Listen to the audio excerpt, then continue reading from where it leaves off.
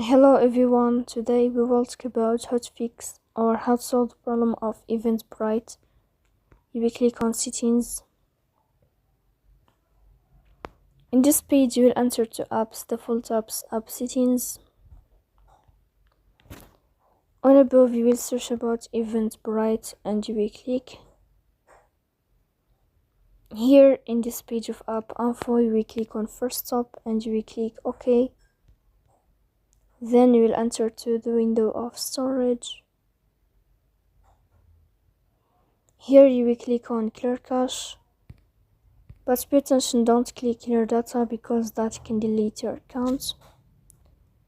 In the end you can turn off your phone and you can wait a moment to restart your phone again to fix that problem. So please don't forget to support us by like and subscribe. See you next time and thank you for your watching.